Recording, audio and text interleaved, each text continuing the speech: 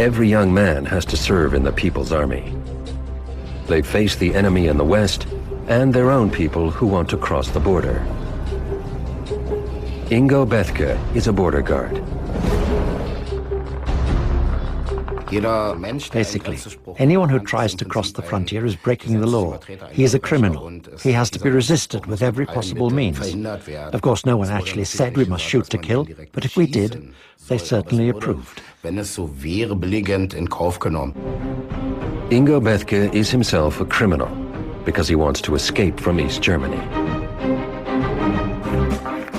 May 26, 1975. He will escape at night with a friend. Ingo has served here. He knows this section of the border perfectly.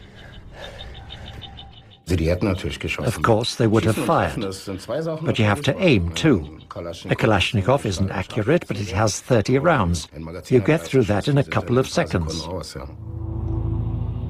Bethke knows the terrain. After the border area comes the frontier fence with its death strip.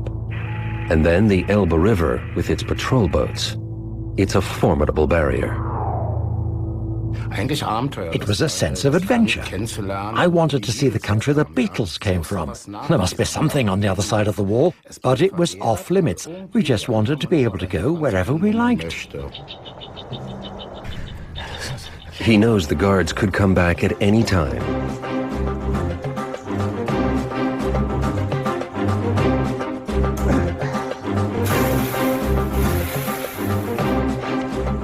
Now comes the next obstacle, the minefield.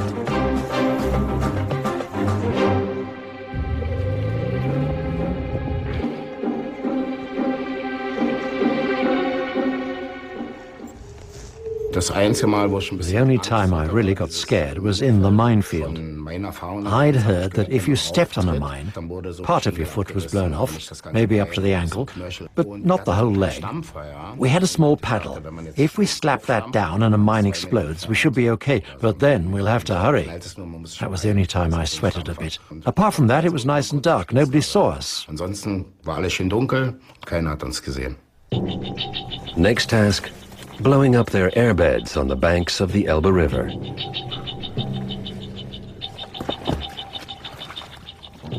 The Elbe has a very fast current. Swimmers quickly get carried away. There are eddies and everybody's scared of them. I didn't want to drown, so bringing the airbeds was a good idea. They paddled for half an hour.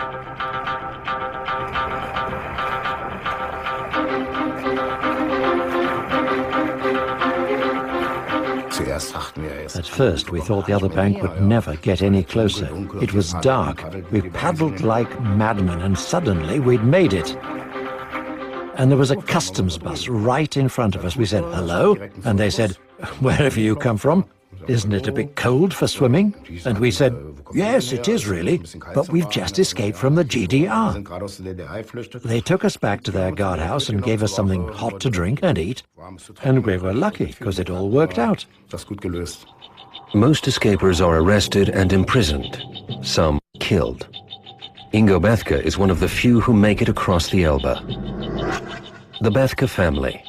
Ingo has left 2 brothers behind. He will try to get them out too. 1 billion Deutschmarks, $500 million a year, and it still can't stop people escaping.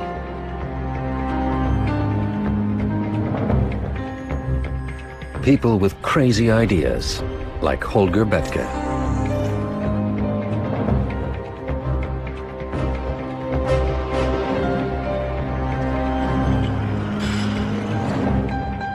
The Bethke family. Eldest brother Ingo swam across the river to freedom.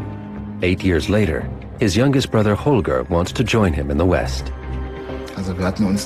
We put on maintenance men's kit and wore overalls.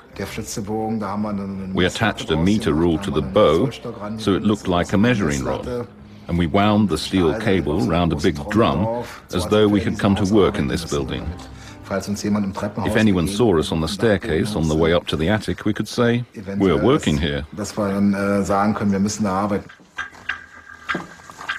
The date is March 31st.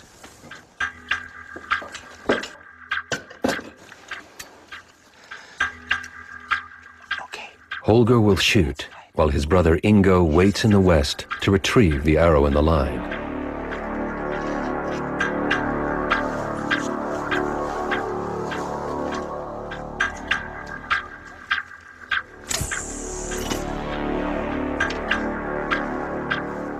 I just heard a ping and thought, oh damn, it's landed in a tree. And when they tugged at it, I saw something moving. I looked closer at the tree and I saw it. Man, oh man, I've got it. And then the two of them were over the moon. I got hold of it and I began to pull. The steel cable is attached to the nylon cord and pulled over.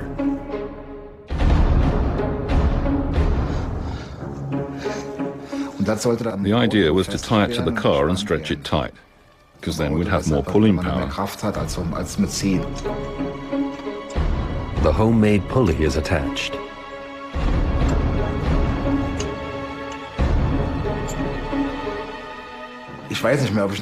I don't know if I looked down. I must have been so wound up. I think I only looked forwards. You've got to make it. You've got to make it. I hope no one shoots. I hope no one notices.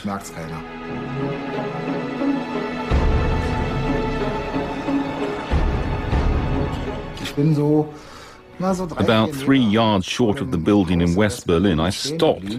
It wouldn't go any further. There was a short gap left. Hanging in no man's land without a safety net.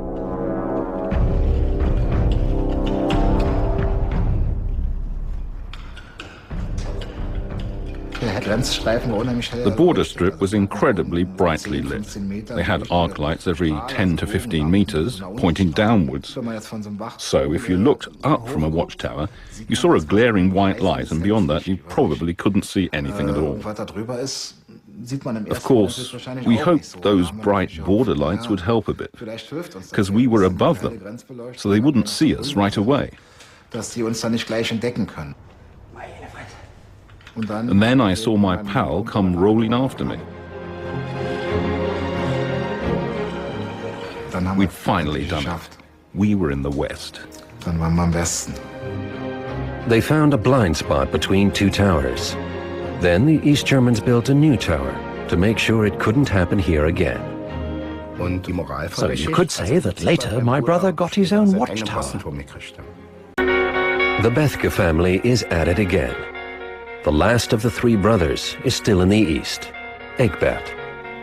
In 1989, escape kings Ingo and Holger want to fly back over the wall to get Egbert out using 2 planes in just 30 minutes. First, we bought one microlight and taught each other to fly. We got into all kinds of scrapes. We must have bust 3 propellers and sent a few engines to the junkyard, and we broke a wing too. You know, learning by doing.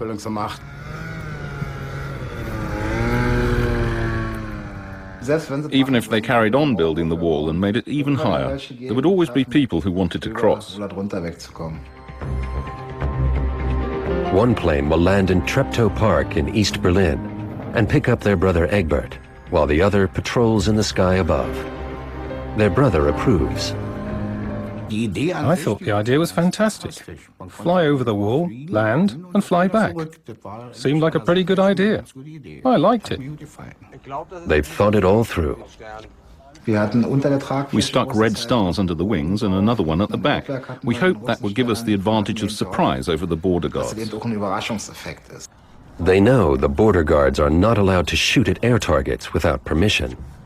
So we thought, a border guard sees us at 4 a.m. He calls his company commander and drags him out of bed. And he calls the battalion commander. And he calls the Russians. And it takes forever. Until someone calls back, and by that time we're long gone.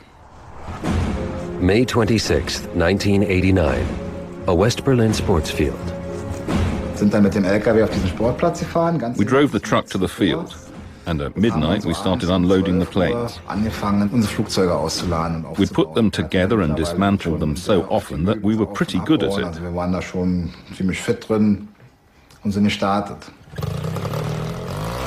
4:22 a.m. They switched on the cameras attached to their planes and filmed the entire flight.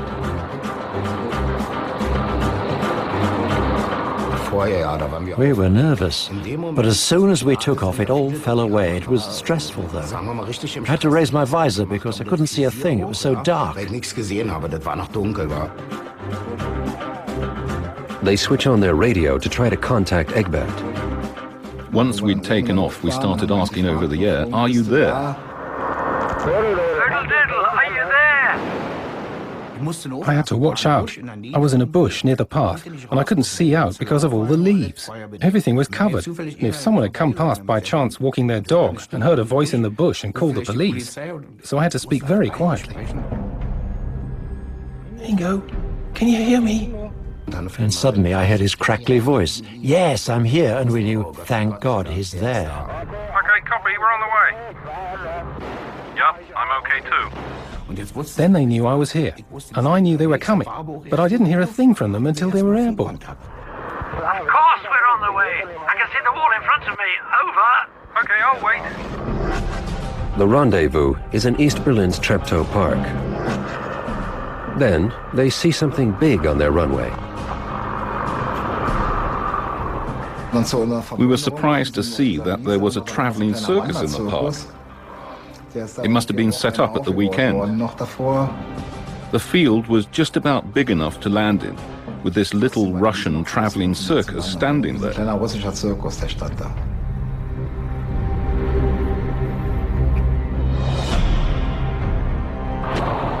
Back. Ingo, I think I can see you. When should I come out? I landed somewhere at the end of the field. Egbert jumped out of the bush and I yelled, "Careful, don't walk into the propeller," because of course he was even more excited than I was. I ran round the propeller, sat down in the seat and shouted, "Go, Ingo, go!" I was really excited.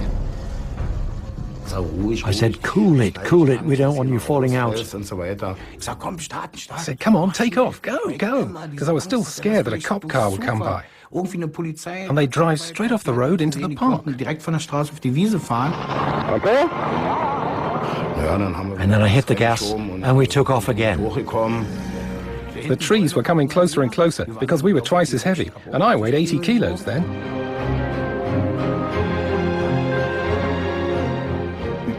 I completed one circuit and they were down there in front of me, taking off.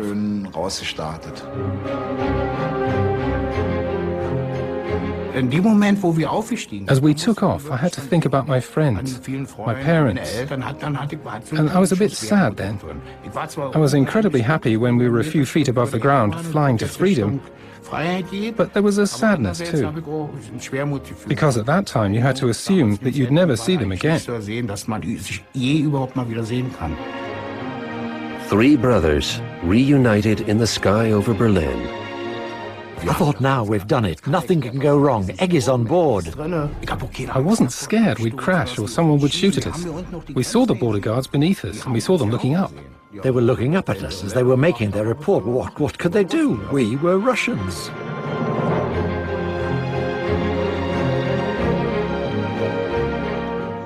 And then we were on the way to the Reichstag. Ingo and Holger had to find a place to land.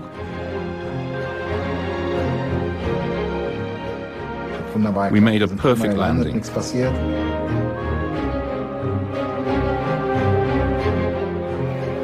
We're here. We made it. I was so happy and excited, I literally went down on my knees and kissed the ground and said, "Thank God it worked, we've made it." Fantastic. I was just happy. On October 3rd, 1 year after the wall came down, Germany was reunified. It signified the end of communism.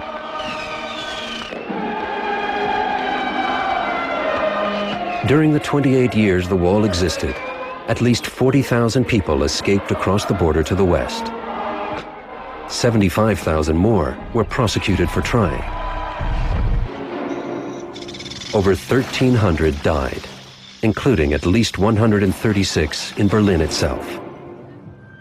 But the East covered up so many deaths so effectively, the exact total is still not known.